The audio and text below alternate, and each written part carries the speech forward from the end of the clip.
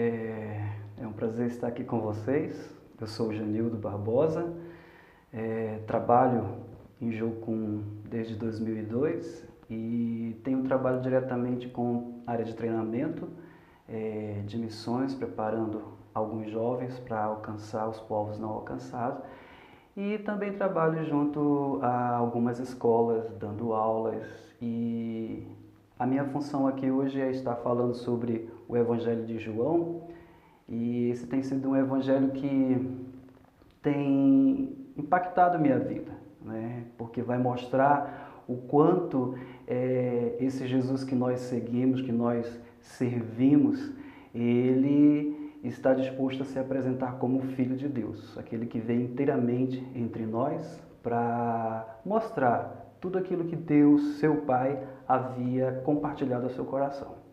Então, quando a gente estuda o livro de João, que tem esse título porque a gente vai, segundo os estudiosos, perceber que esse João seria o apóstolo, apesar de alguns estudiosos ficarem meio duvidosos, porque o autor não se expressa dentro do livro no caso de João, né? Ele sempre vai se identificar como eu sou testemunha, eu estava presente, mas ele não se identifica por nome. Mas é de acordo entre vários estudiosos também que esse seria o João, né? O apóstolo amado.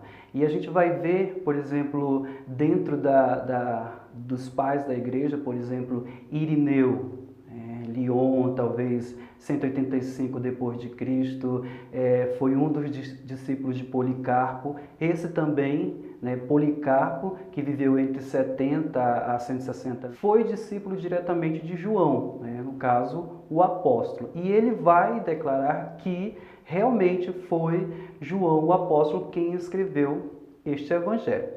O Evangelho de João ele é bem interessante porque ele é diferente um pouco dos outros evangelhos, né? No caso, Mateus, Marcos, Lucas. João vai trabalhar mais com discursos, com conversa, com o público. Ele não vai se deter em parábolas, ele não vai se deter em tanto detalhe quanto os outros evangelhos. No caso João, alguns vão dizer que o evangelho de João poderia ser conhecido por o evangelho do discurso, né? Porque ele vai colocar muitos discursos. Ele vai trabalhar esses dados de uma forma mais clara para demonstrar o relacionamento de Jesus com os seus que estavam à volta dele. E claro que tudo isso, a ideia de João era exatamente trabalhar esses vários grupos que existiam, né? Por exemplo, os não crentes judeus, os próprios gentios que estavam ali, e você vai identificar isso bem claro nos livros, né? No caso, o Evangelho. E aí o livro vai declarar para os judeus que ele é o Messias, e para os gentios que ele seria realmente o Filho de Deus, isso através de sinais. E isso é bem claro no livro que João vai trabalhar os sinais. E a gente vê 7 sinais, e isso é bem interessante. E o mais interessante também é que os únicos pontos que é colocado nos outros evangelhos, João só coloca o andar de Jesus sobre as águas e alimentar a multidão. Então esses são os únicos 2 pontos que os outros evangelhos vão identificar. E João tenta trabalhar um outro cenário, uma outra visão de todo o que Jesus queria ensinar. E aí, dentro de tudo isso, dentro dos sinais que a gente vai ver, que isso é bem claro, é o que eu gostaria de estar falando nesse tempo, em relação ao livro, de poder entender junto com você que João está escrevendo por escrever. Ele está tentando conduzir o seu público a reconhecer a filiação de Jesus como divina. Então você vai perceber no livro ele tratando a questão da encarnação, de Jesus como ser humano, de Jesus como ser divino, e na hora que ele cura, na hora que ele chora quando ele está diante do túmulo de Lázaro, que ele chora, e alguns vão dizer que esse choro aí não é porque ele estava sentindo a ausência de Lázaro, também, mas o termo para esse chorar é como se Jesus estivesse revoltado com o que o pecado fez, com o que o pecado é capaz de fazer, de trazer a morte para indivíduos queridos. E foi isso que aconteceu. Então, Jesus, como ser humano, ele vai chorar.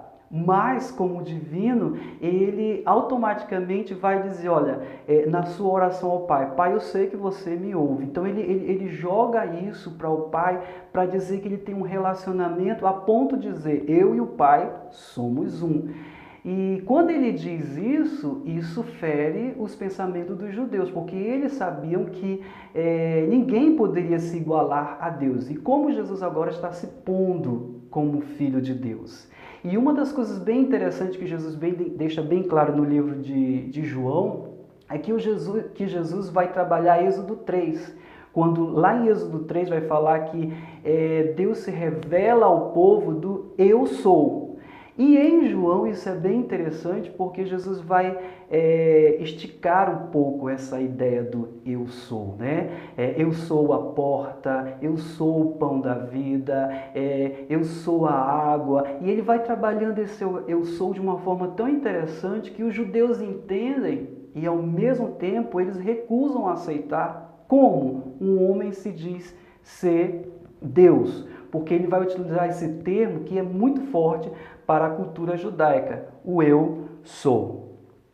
E diante disso, a gente percebe que esse livro é num momento que a ideia agnóstica está sendo trabalhada. Então, eu quero assim mostrar para vocês que esse livro pode ter sido escrito entre 90 a 100 depois de Cristo, que é um período que está acontecendo várias coisas, né? Várias ideias, né? Inclusive, dentro desse momento, o livro é escrito para se opor a uma comunidade chamada joanina, que eles seguiam João Batista, dizendo que ele era o Messias. E aí João, o apóstolo, tenta exatamente fazer essa diferença. Não, João Batista tem a sua parte, né? E Jesus é bem diferente. Cada um tem a sua responsabilidade. João Batista é visto como aquele que clama no deserto. E Jesus é exatamente o conteúdo que João Batista está pregando. Então, o que a gente percebe aí é João, o apóstolo, tentando trabalhar que João Batista, um indivíduo que era tão bem conhecido, não tinha nada a ver com o ser messiânico. Ele tinha a parte dele. Enquanto aos gnósticos, eles vão se colocar contra, porque os gnósticos nessa época eles queriam identificar Jesus como esse indivíduo que, enquanto ele estava caminhando, ele tinha alguma coisa de ser divino. Quando foi batizado, então, esse ser espiritual entrou no corpo de Jesus. E antes de seu julgamento, esse Espírito de Cristo sai. Então, para os gnósticos, Jesus e Cristo eram duas pessoas completamente diferentes. E João, o apóstolo, vai trabalhar isso. Não. Jesus, ele é o Filho de Deus. Então, o fato dele ter ressuscitado, ele não ressuscitou como um fantasma, como alguns gnósticos diziam, né? Pelo fato de que essa carne, essa matéria para nada serve. Não, Jesus veio como pessoa, mas representando a divindade. E uma outra coisa que eu acho bem importante no livro de João é que ele vai trabalhar com aqueles chamados criptocristãos, que é aqueles cristãos escondidos. E isso fica bem claro quando a gente percebe José de Arimateia, Nicodemos, né? O próprio pai daquele indivíduo que estava com um problema e foi curado. E eles não querem dizer pelo fato de proteger a autoimagem, proteger a reputação e mais, não queriam sair da sinagoga. A sinagoga nesse momento é um ponto assim bem elevado dentro do povo judeu, porque a sinagoga era algo de identidade para os judeus. Então Jesus entra nisso para explicar, olha, não dá mais para viver meio termo. Ou você é cristão, ou você não é cristão. Ou você é seguidor de Jesus, independente de onde você esteja, ou você não dá para ficar em cima do muro, né? Podemos assim dizer. Então João vem trabalhar exatamente essa ideia de que precisa-se ter segurança naquilo que está fazendo, no que se refere a ser seguidor de Cristo. E esse livro também teria sido escrito para Éfeso, lógico, e também para todo mundo, de uma forma ampla, tentando alcançar o público, como eu já falei, do qual ele era interessado. Então, esse livro é de suma importância para aquele momento e para nós, porque nos chama a atenção de que a razão para ele escrever esse livro era dar de frente, ou podemos dizer assim, olhar olho no olho e dizer, olha, falsos mestres não tem jeito, né? Não dá para ficar negociando quem é Jesus, ou ficar misturando o helenismo como na época, né? Ou asceticismo. O que é asceticismo? É olhar a matéria como algo mal. Então Jesus não podia ser esse ser de carne, né? Porque isso é mal, né? E João diz, não é nada disso. A ideia é você ver Jesus como aquele que foi criado desde lá dos pequenos celeiros ou da Galileia, e ele não se importa, ele é o eu sou, ele sabe quem ele é em Deus, ele sabe quem ele é e ele sabe qual a missão dele ele deveria realizar durante o seu tempo. Então, fica alguns pontos aqui para você observar e entender a importância desse livro, tanto para a nossa atualidade como para aquele momento, de dizer para nós que a gente precisa ter bem específico aquilo que nós queremos em seguir a Cristo, em seguir a Jesus. E não ter dois pensamentos como os nossos irmãos, digamos, Nicodemos, José de Arimateia, que não sabiam se queriam ou não queriam, né? Então, esse é o nosso convite para você estar analisando conosco o Evangelho de João e poder desfrutar desse livro e solidificar a sua identidade nele.